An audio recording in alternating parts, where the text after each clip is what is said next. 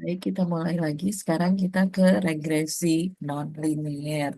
Nah, kalau beberapa minggu yang lalu, 2 minggu yang lalu, kita berbicara tentang regresinya yang linear, sekarang regresinya yang non-linear. Jadi non-linear itu dia nanti garis prediksinya atau garis yang merahnya ini bukan lagi garis lurus seperti ini, tapi garis yang tidak lurus, bisa bentuknya banyak. Ada yang seperti ini, ada juga yang parabola dan lain sebagainya. Kita lihat satu persatu sekarang. Nah, library-nya itu tetap pakai NumPy sama Matplotlib. Nah, ini ada perintah persentase Matplotlib line inline tuh, Matplotlib inline itu, jadi dia biar si grafiknya itu langsung ada di bawah ini gitu. Jadi nggak ngaclok-ngaclok istilahnya. Nah, kemudian regresi nonlinear ini biasanya dibuatkan untuk data-data yang memang tidak seperti ini. Ini ini mungkin pakai linear bisa tercover ya, tetapi ada beberapa data, titik data yang jauh sekali dari garis merah ini, garis prediksi ini. Makanya nanti menggunakan lebih cocoknya mungkin tidak lagi menggunakan yang regresi linier, tapi regresi yang non linier. Ini kalau misal kita lihat kan garisnya itu bergelombang ya, polanya itu bergelombang, tidak serta-merta dia lurus. Nah, contoh kalau misal kita mau membuat hmm, apa namanya kurva yang non linier, misal ini fungsinya itu adalah pangkat 2, pokoknya polinom ya, pangkat 2, pangkat 3, pangkat 4, dan seterusnya. Atau fungsi logaritma, atau juga fungsi len, tuh. Atau fungsi-fungsi yang lainnya yang memang bukan fungsi linear. Fungsi linear itu yang seperti ini. 2x+3 cuma satu variabel, ini fungsinya linear. Tidak ada pangkat-pangkat polinomnya, itu fungsinya linear.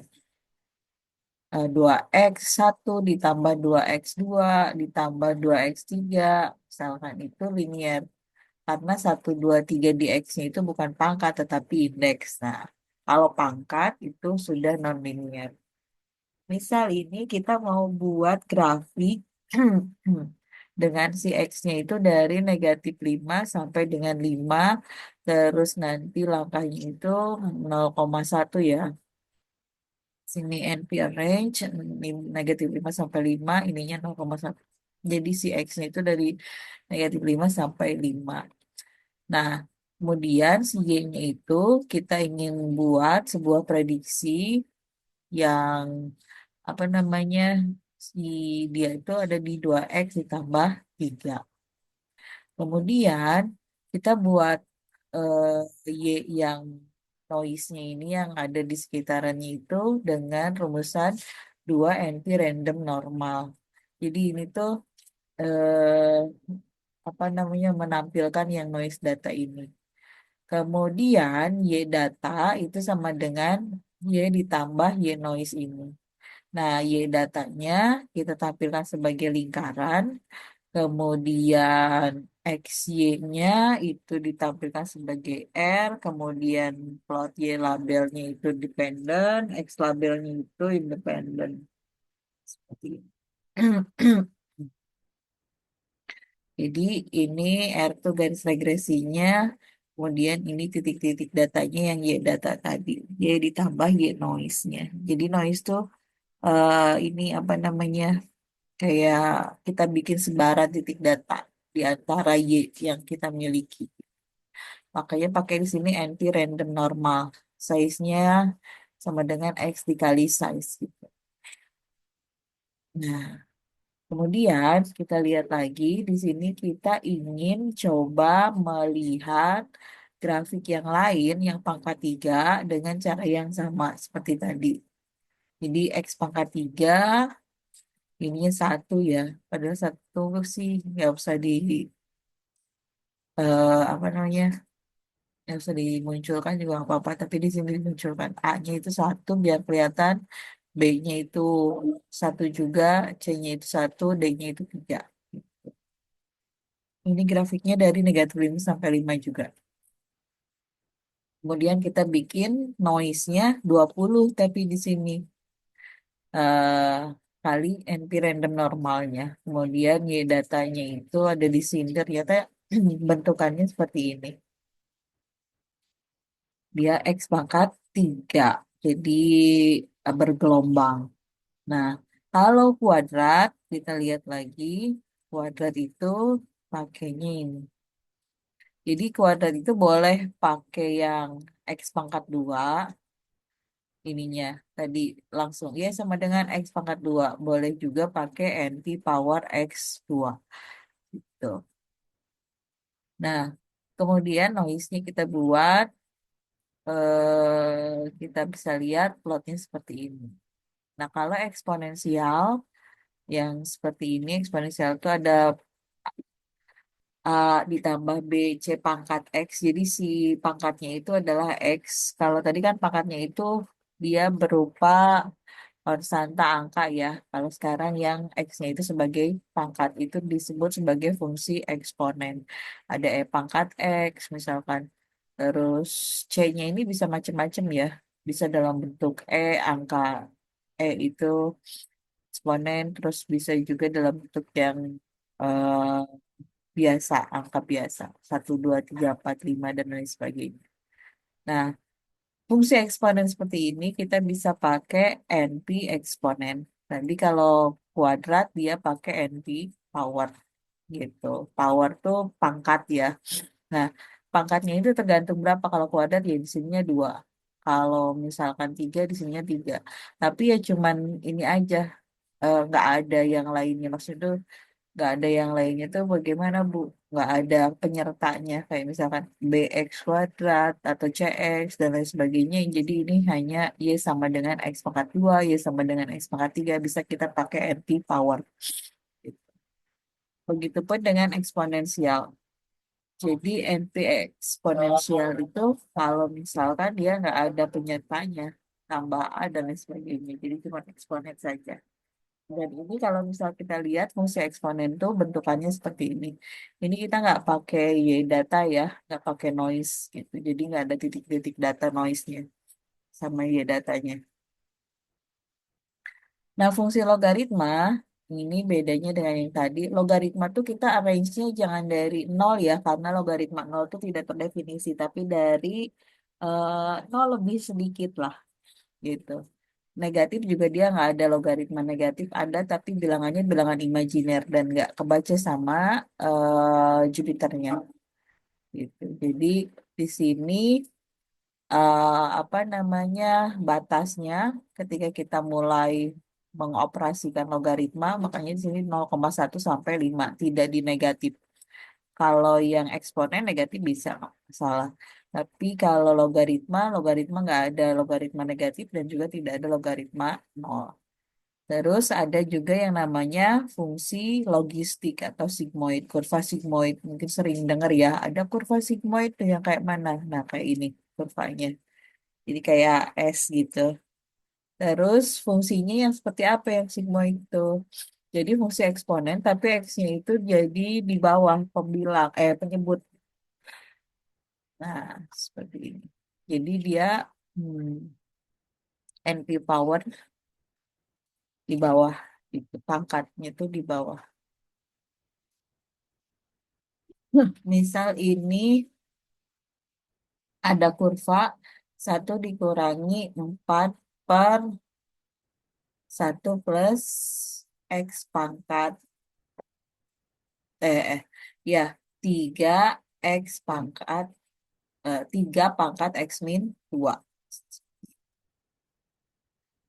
ini fungsinya.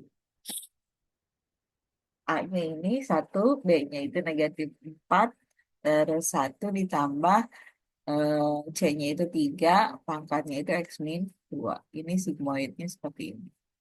Jadi bentukannya kalau misal kita hmm, eh, ubah gitu ya. Si A-nya itu kalau misal di fungsi ini 1 dia Terus B-nya itu dia ada di -4. Kemudian ini 1. Kemudian C-nya itu 3. Kemudian X min 2. Nah, seperti itu. Jadi kalau misal nulis apa di sini, code gitu, di Markdown, biar ada tampilan apa, kayak tadi tampilan matematika, sorry. Nah, ini per-pernya kayak begitu, itu bahasanya hampir mirip sama bahasa LaTeX. Jadi kalau misalkan di LMS pun sama perintahnya tuh kayak fraction dan lain sebagainya. Jadi bentukannya nanti bagus, gitu.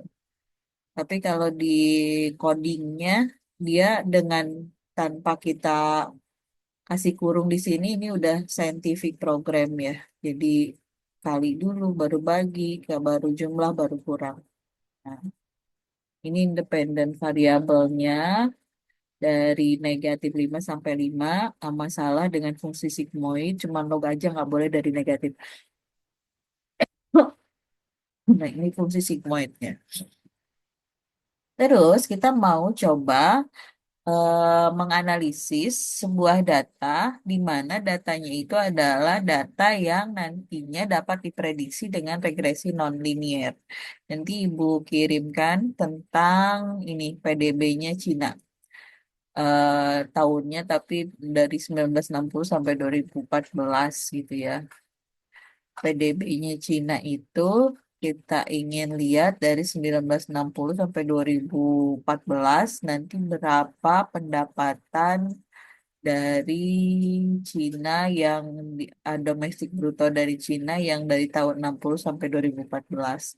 Kita lihat apakah nanti si pendapatannya ini kalau misal kita plot, nah kita lihat nih ya, kita pakai figure size-nya 8 kali 5, jadi ininya ke sini 8, ke atas 5, itu 5 satuan. Terus si X-nya itu adalah tahun, si Y-nya itu adalah pendapatannya, nilai pendapatannya, kemudian kita plot pakai no apa ininya red tapi nol gitu, bukan nol, simbol lingkaran RO ya, red dan simbol lingkaran ini bisa diganti B, bisa diganti Y, B itu blue, Y itu Y itu yellow dan lain sebagainya terserah. Dulu kan kita pernah bahas tentang plot ini ya. Terus ya labelnya itu GDP-nya atau PDB-nya, pendapatan domestik brutonya, Y-nya itu year-nya. Ini tergantung dari sini ya, dari kolom ini judulnya apa. Nanti kita hmm, sesuaikan untuk PLT-nya ini. Nah, ternyata kalau misal kita plot di show gitu, ini fungsinya mirip-mirip dengan fungsi yang mana ya? Sigmoid atau, nah ini eksponen. Sepertinya. Makanya kita coba buat garis regresinya pakai eksponen gitu. Kita coba eksponennya itu 1/1 ditambah NP, jadi A-nya nggak ada di sini.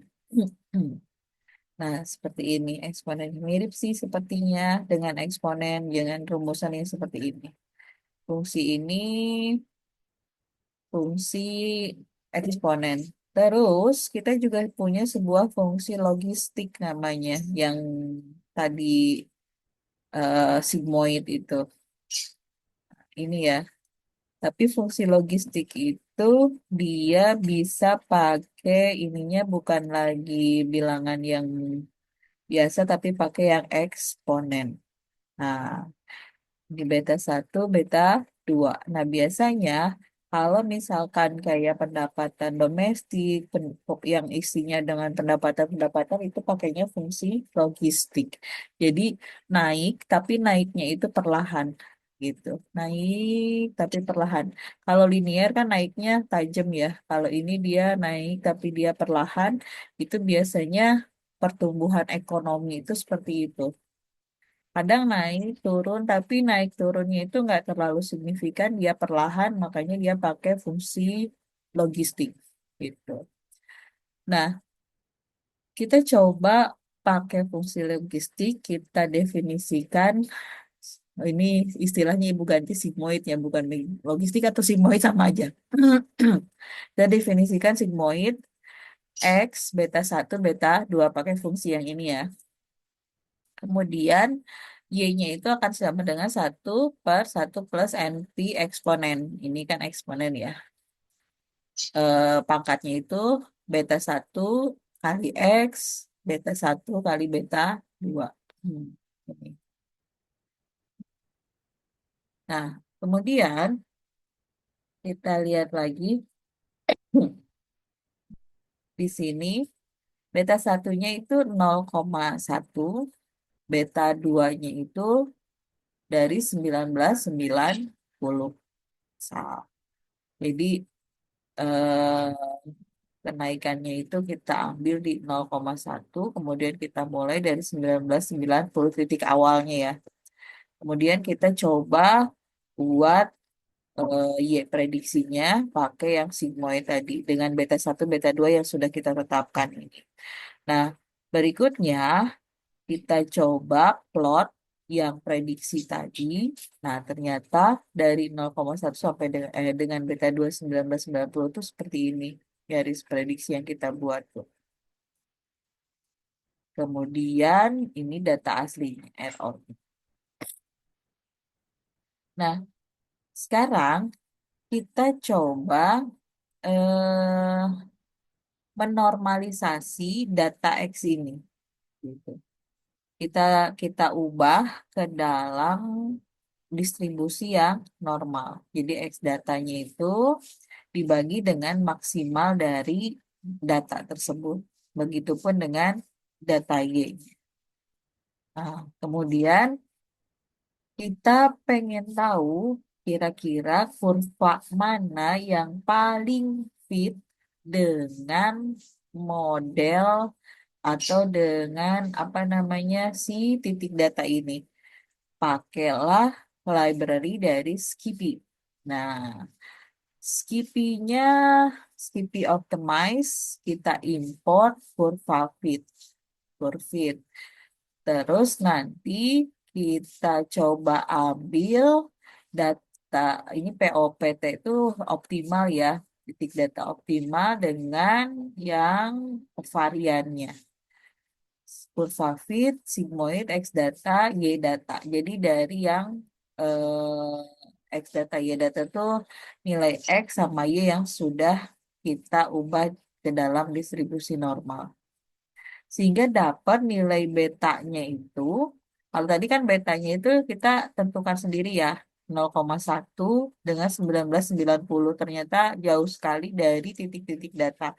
Nah, sekarang kita coba mencari beta 1 dengan beta 2-nya, tetapi dibantu dengan Python menggunakan Skippy Optimize gitu. Jadi cari kurva fitnya. Ternyata beta 1-nya ya ini beta 2-nya gitu.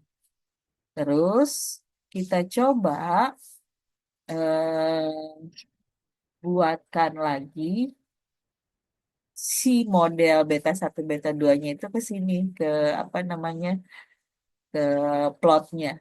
Nah, kita ambil X-nya itu dari 1960 sampai dengan 2015. Kemudian langkahnya itu di 55. Kemudian kita pakai figure size-nya 8/5. X-nya itu adalah X per MX. Ah, maksudnya itu M max X. Max X tuh jadi si X-nya itu dari 1960 per yang maksimum X-nya itu di 2015. Jadi 1960 per 2015. Jadi ini tuh nilai-nilai ini X per max X. Maksimal X. Kemudian kita pakai Y-nya itu adalah sigmoid X dengan POP optimal tadi. Dan kita plot X data Y datanya dengan menggunakan ini. Ini yang sudah dinormalisasi ya, si merah-merah ini. Kemudian Nah, ininya juga tahunnya juga udah dinormalisasi sama dengan jadi nggak berubah sebetulnya. Cuman dalam bentuk yang distribusinya bukan distribusi normal mungkin ya dibikin apa istilahnya dibagi dengan nilai terbesar ini gitu biar dapat persentase bukan persentase ya jadi proporsional. Nah, kemudian kita buat eh, si plot untuk data feed-nya, si kurva feed-nya seperti ini. Labelnya feed. Kemudian kita buat legend di sini. Legendnya lokasi yang paling bagus di mana serah gitu. Dia yang menentukan sendiri ternyata lokasi yang paling bagusnya di sini. Karena ini paling leluasa. Terus Y labelnya GDP, X labelnya year gitu. Tapi ini GDP year-nya itu yang year yang udah di X dibagi dengan nilai terbesar dari tahun tersebut gitu. Dan ternyata kurva fit yang kita buat itu hampir me, apa me- berimpit dengan seluruh data yang ada di dataset tersebut. Gitu. Jadi ini kurvanya em, prediksi yang tadi beta satu beta 2-nya itu udah mulai kelihatan fit apa istilahnya fit pas dengan titik-titik datanya. Nah, sekarang kita coba betul tidak sih sudah fit. Nah, cara mengetesnya itu menggunakan MSL lagi, mean square error. Pakai R kuadrat lagi. Kalau R kuadratnya mendekati satu, maka model yang beta ini, beta satu beta 2-nya sebesar ini model yang paling fit untuk kurva, untuk dataset tersebut. Tahun dengan nilai GDP.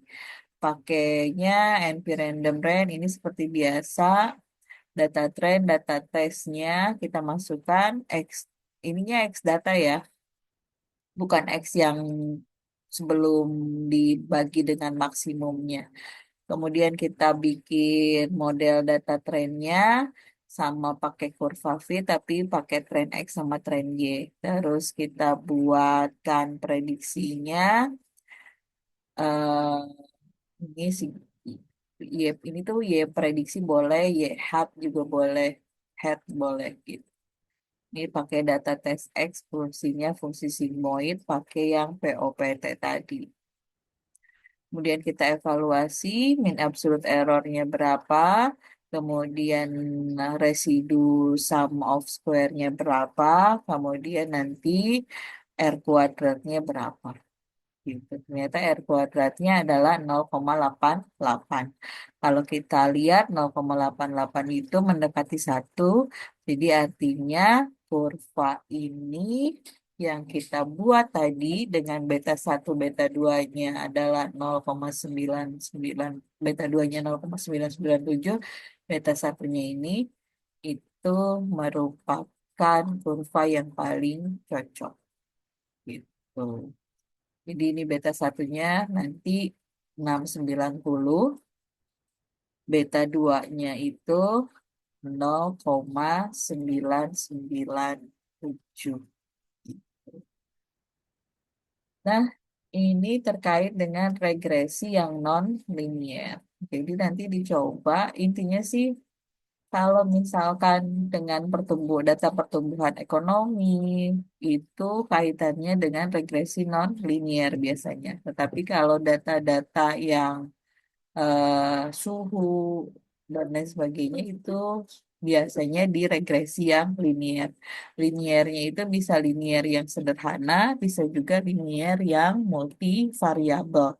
Tergantung penelitian kita nanti seperti apa datanya, variabel-variabel yang terkait atau yang ditelitinya apa saja. Kalau data setnya banyak, ribuan, maka pakainya ya pakai Jupyter bisa. Tapi kalau datanya masih inputannya sedikit, kayak hitungan 30 atau 40, pakai Excel atau pakai SPSS itu juga bisa sebetulnya. Datasetnya kalau udah ribuan, itu memang lebih baik menggunakan eh, pengolah data yang berbasis pemrograman seperti ini gitu. Tapi kalau misalkan data-datanya masih kurang dari 100 atau masih ratusan, itu masih bisa pakai Excel atau masih bisa pakai SPSS. Nah, itu mungkin pertemuan hari ini terkait dengan regresi nonlinear. Kita ketemu lagi nanti minggu depan.